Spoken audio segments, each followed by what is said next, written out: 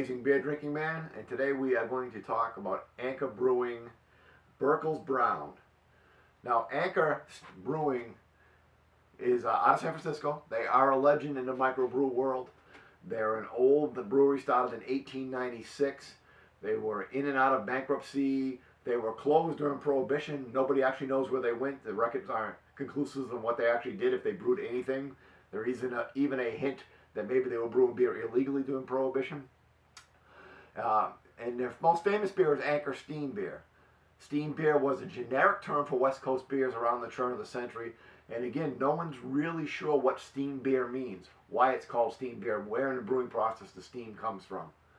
But they've been in business since 1896.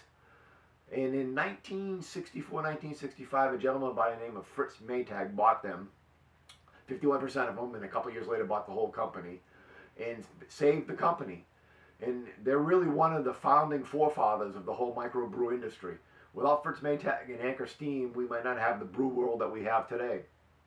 This particular one is Brekle's Brown. It's an all-malt, single-hop brown ale. It is roasted malts. It should be a fairly dark color. The hop is a Citra hop, which is a brand new American hop. It was first produced in 2008. And as you might tell from the name Citra, it is supposed to have some citrus flavors to it, so we will test that in a minute. Brekle, it actually comes from Gottlieb Brekle, who opened a small brewery slash bar in San Francisco in the 1840s. It eventually became Anchhor Steam, and that's why this is an homage to one of the original recipes that he did way back when. It is 6% ABV, and let's give it a crack.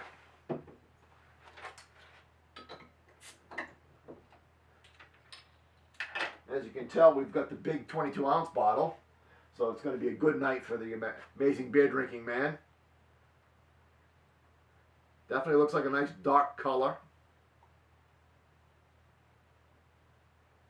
We're getting a real nice head on this, a real thick head, a lot of carbonation. A lot of carbonation. I don't know if you can see it. It's darker than I would have expected. This is almost it's a deep red. It is a very dark color. Wasn't what I was expecting. I was expecting it to be a couple colors lighter than that. And you do get a slight fruity flavor from the hops. You can definitely smell the hops. You can smell the bitter. And I'm trying to, I don't know if I'd call it citrus or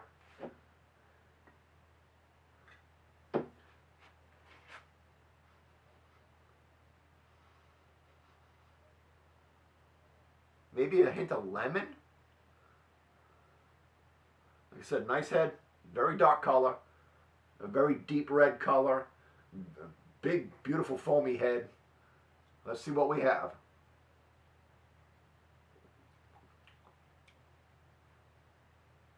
Interesting. Definitely can taste the malt. It's a little bit of an aftertaste, but there is you can taste the roasted malt. You can taste the malt flavor. You can definitely taste the roasting process in it. You're getting that little bit. There's a real bitter after kick. So there's a hop. It's not an upfront hop. I'm going to get back to the hop flavor in a minute, but there's a real bitter after kick in it. So that Citra hop is giving you a pretty solid after kick on the. And I know a lot of guys are using the Citra in IPAs, and I can see why now.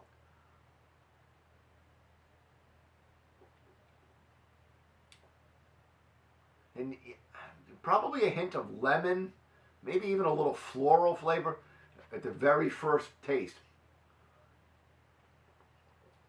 So you get that up front, then you'll taste the malt and the roasted malt, and then at the end you get an after bitter taste from the hops.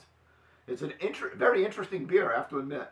It's a little more subtle and a little bit more flavorful than I actually expected from just a roasted malt and one hop. A lot of flavors going on. It's pretty drinkable. It's not for everybody. It's obviously, if you're a lover of the light lagers, this is not going to be a beer for you. But if you like a little bit of that roasted malt, a little bit of the darker color, the bright red, and you want a real flavorful, interesting hop, this would be a good beer for you. I would give it 4 caps. I could see you sitting there and having 3 or 4 of these in a row before moving on to something else. This is the Amazing Beer Drinking Man.